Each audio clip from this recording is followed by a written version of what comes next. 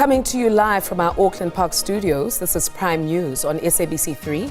Here are the stories making headlines. The last piece of the puzzle in the culpable homicide case concerning 3 police officers who disappeared last week, Wednesday, has been recovered.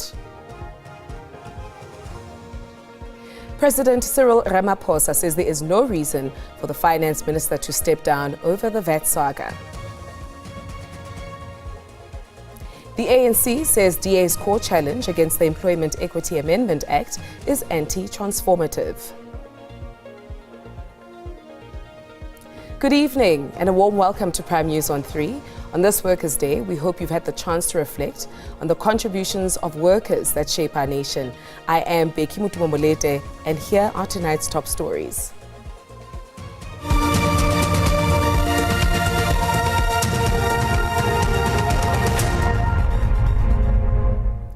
Police say the car in which the 3 constables were travelling in rolled before plunging into the Henops River.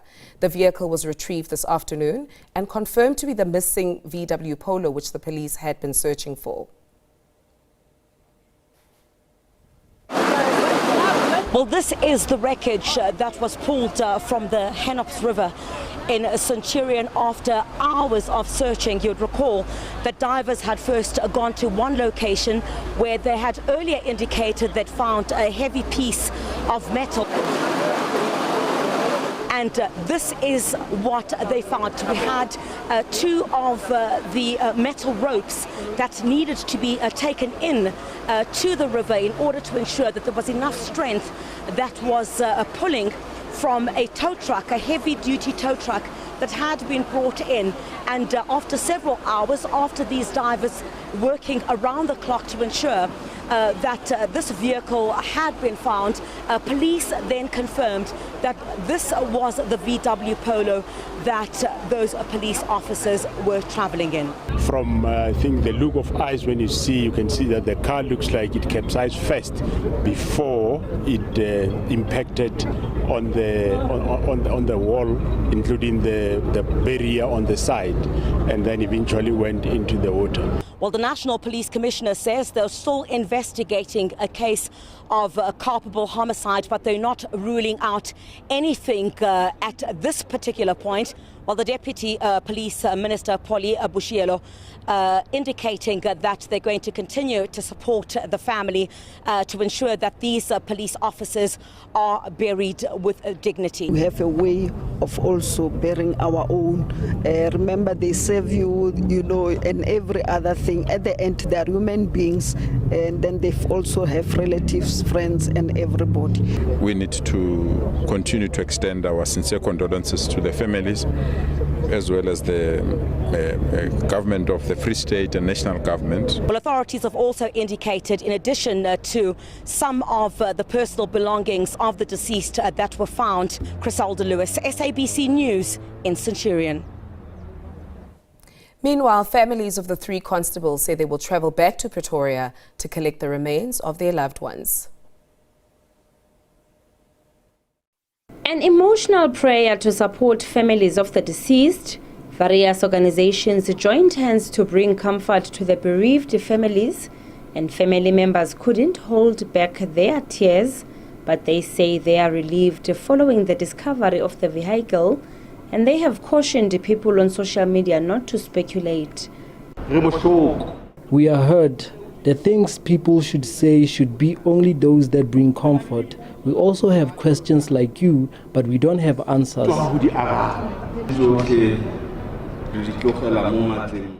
We will leave everything to God because He's the one with answers. The Buang Basadi organization says it was befitting to organize the mass prayer service for the families. Basically, the reason why we came together here today on Workers' Day was to say these 3 constables, they can't even enjoy, because if they were still alive, they were supposed to be celebrating Workers' Day. The Free State government says it will give all the necessary support to the deceased police officers' families. So we are waiting for guidance. We'll hear from the minister, we'll hear from Tate Chabu, and we'll meet the families tomorrow just to plan together. Even in a situation where these families feel like they need a joint funeral, we'll hear from families. The funeral service of the officers is expected to be held soon. Aphumelele Mdlalane, SABC News, Bloemfontein. President Cyril Ramaphosa says South Africans should draw lessons from the recent VAT saga. Addressing the media on the sidelines of the main Workers' Day event in Mpumalanga, Ramaphosa said disagreements over the budget are not a new phenomenon. President Cyril Ramaphosa has denounced calls for Finance Minister Enoch Godongwana to step down. This is as the minister is set to present his revised third budget in 3 weeks' time. And because we are drawing a lot of lessons from all this, this is something that we need to take on board, and it doesn't lead to a Minister of Finance resigning or stepping down. No, it should be on all of us to say, what lessons are we learning from this? May the 1st is set aside to commemorate the Day of Workers, their plight and challenges. The SACP wasn't left out. The Communist Party's General Secretary Solima Paila still remains unimpressed by the GNU with the DA in it. We are calling on government to take a turning point against neoliberalism and against capitalism. In other words, we are calling for the people's government to assert its independence and serve the working class wholeheartedly. Ntlantla Khatlani, SABC News, Middelburg in Mpumalanga. The ANC has described the DA's court challenge against the Employment Equity Amendment Act as anti-transformative. The DA launched the court action against the Minister of Employment and Labour, Nomakosazana Meth, on International Workers' Day. The ANC has vowed to fight the DA's constitutional challenge against Section 15A of the Employment Equity Amendment Act tooth and nail. The party's Secretary General says the DA's hatred for transformation is shameless and is evident through this court action. We will stand with COSATU, the South African Communist Party, and all progressive formations in resisting this desperate assault by the DA. Through this act, they are drifting from the spirit of the government of national unity and positioning themselves outside the project of nation building. The DA, however, argues that the Equity Act does not represent transformation. Instead, it is racial exclusion under a new name. The party further adds that the case is not about resisting redress, but about protecting people's rights under the Constitution. And I've watched the destruction of the BE legislation. Social engineering is pernicious. It's absolutely dangerous. It harkens back to what the Nationalist Party government did. Court action comes at a time where parties within the GNU are expected to meet soon to renegotiate the terms and conditions of how GNU parties will work together in future. The preamble of the Constitution is the one that informs transformative policies. Because it talks about the historical appreciation. So I don't think the DA is going to win this one. The case will be heard on the 6th of May. Natasha Pire, SABC News, Johannesburg.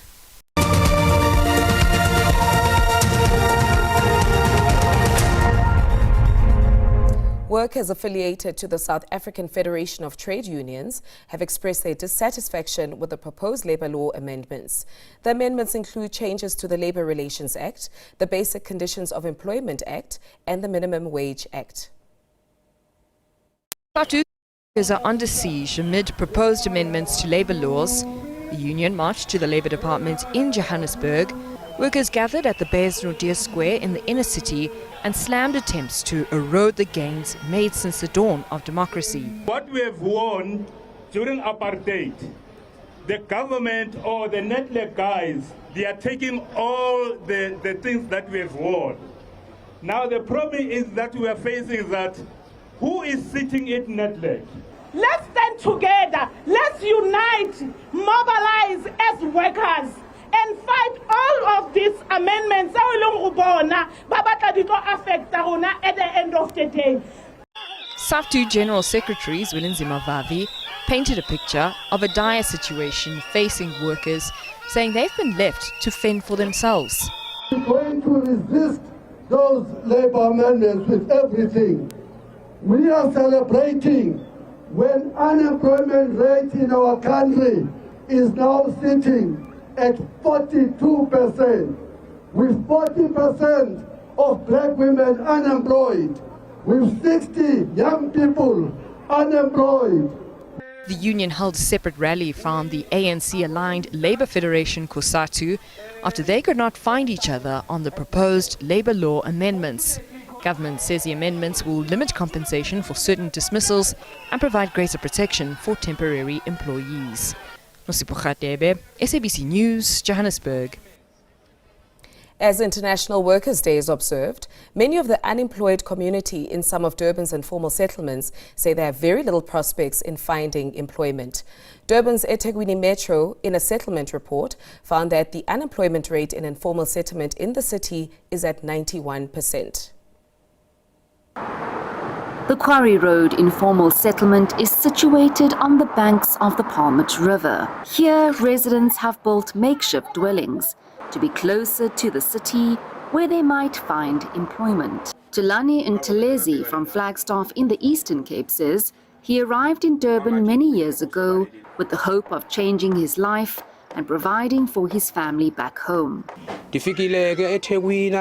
I am originally from Flagstaff. I came here many years ago in search of job opportunities, but I ended up staying in this informal settlement. I have lived here for many years. However, nothing has improved. When I arrived in Durban, I worked hard to get jobs, but things did not work out. I ended up getting children under this roof due to social challenges. Yes, I live in this informal settlement. However, I'm trying my best to change my situation. I'm an artist and I also produce music. Some of my music is played on major television music channels, and I'm still very optimistic about my future.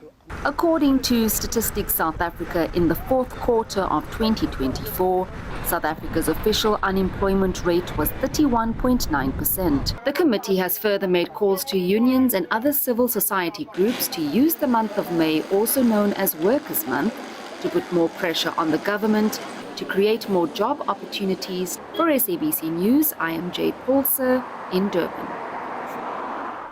Some domestic workers in Kimberley have welcomed the call by the Progressive Domestic Workers Union of South Africa for workers to have a pension fund. The union wants the National Treasury to develop a pension fund for domestic workers so that they too can retire with financial security. According to Statistics South Africa, about 850,000 women are employed as domestic workers in South Africa. The Progressive Domestic Workers Union of South Africa is championing the call for domestic workers to have money when they retire. It will help us so that if we reach 60 years, we sit at home, then we have something for in our pockets for our children to eat and everything. I am very happy. This means when I leave my job, I will have money to look after my children. Producer says the contribution structure for the pension fund will require both the employer and worker to contribute. After having this product called the pension scheme, pension fund, now we need to involve other stakeholders. Those stakeholders such as National Treasury. National Treasury will come and assist on how this product, how it will benefit particularly the worker and mostly the government. Other unions that have been calling for domestic workers to have a pension fund maintain that this is necessary and long overdue. We fought for UIF, we fought for COIDA. We still have to fight for pension fund. This will need us, unions and other organizations that are working with domestic workers to sit down and have a strategy on how to work on this pension fund for domestic workers. The 2024 annual report by Sweep South Africa on domestic workers found that many are drowning in debt and depression because of low wages. Producer says it could take up to 3 years to implement the pension fund, but believes it's possible. Tebogo Msimanga, SABC News, Kimberley.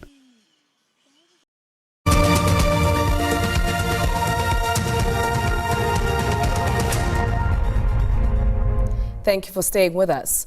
Former TRC Commissioner, Senior Counsel Advocate Dumisa Ntsebeza says that the Commission of Inquiry into the delay in persecuting apartheid-era crimes must not be general. He says it must focus only on answering if indeed there was political interference with the work of the NPA.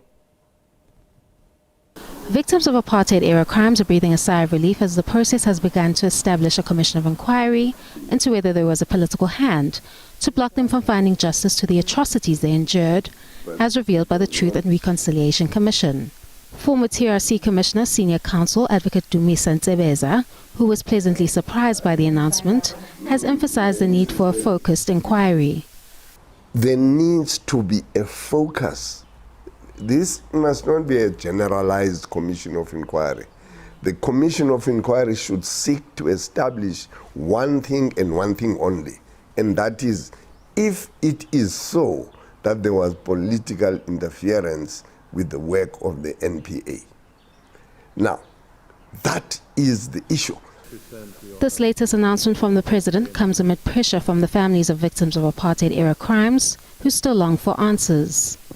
The unfinished business of the Truth and Reconciliation Commission was thrust back into the spotlight earlier this year as 25 families and survivors of apartheid-era crimes brought an application to the Gauteng High Court in Pretoria against President Cyril Ramaphosa and his government, seeking constitutional damages for what they termed as the government's gross failure to adequately investigate and prosecute apartheid-era political crimes following the Truth and Reconciliation Commission process. These include the families of anti-apartheid activists known as the Craddock Four, when Ntsebeza notes that all known perpetrators have since died. I am told, reliably told, that all known or named perpetrators in that matter have since died. And that's unfortunate, because there doesn't seem to be any response to the question, why were those prosecutions not followed through? Time will tell whether this inquiry will bring the necessary closure for the loved ones of anti-apartheid activists. Kani Mapanga, SABC News, Johannesburg.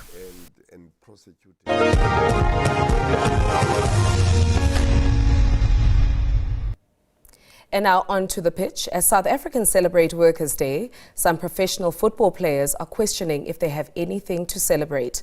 This at the back of the expulsion of Royal AM in the Premier Soccer League recently. While some of the players have now been declared free agents, others are asking if their contractual obligations will be honoured.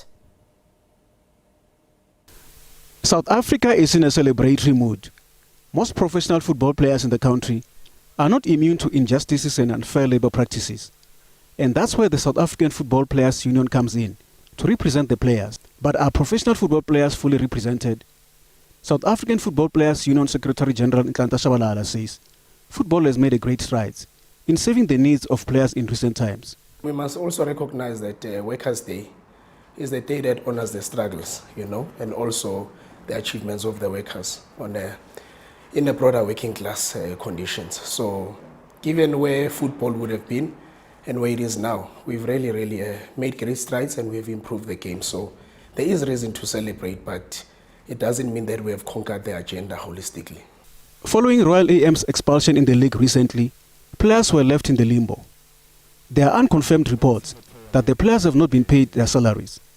Some were lucky to be declared free agents and are able to pursue their careers elsewhere. Shabalala says it is very difficult to hold the team accountable when it comes to compensating the players. Second phase of the Royal AM matter, we know that they have been expelled from the league, which means the team is now defunct. While Shabalala acknowledges that it will be a tricky situation to resolve the matter amicably, the union has vowed to pursue the matter relentlessly so that the players receive the justice they deserve. Vincent Sitsura, SABC News, Johannesburg. It is now time for us to have a look at what is brewing in the skies. Up next is your weather update.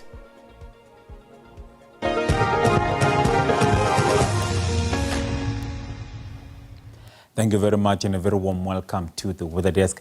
Let's take a look at those conditions over the country. We start looking at tonight's conditions. We still have that trough that's sitting over the interior of the Northern Cape and still causing up to 60% chance of showers and thunder showers over the northwest, stretching towards certain parts of Limpopo, Gauteng, Mpumalanga, Free State, and also parts of KwaZulu-Natal. Also, we have a cold front that's branching the southern parts of the country, dropping temperatures over George all the way into the mother city, and also causing that 60% chance of showers and rain as we move towards the southern parts of the Western Cape for tonight.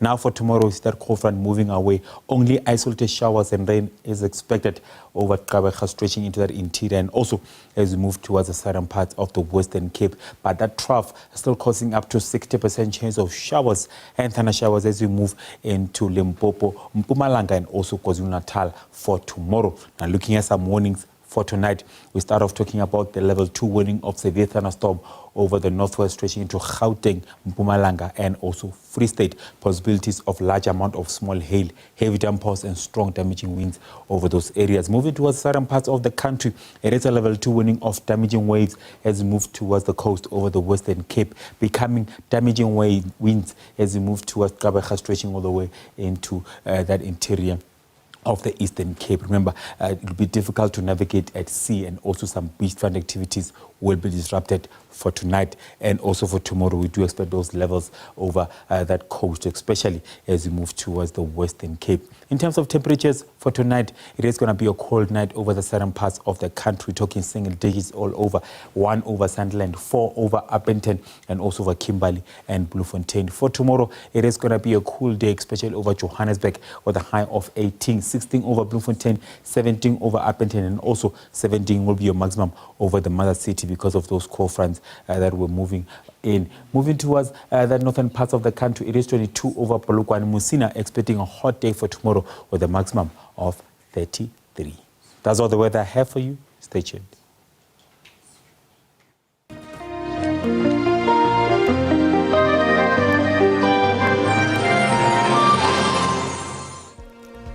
And that's how we end the broadcast this evening. Thank you for watching.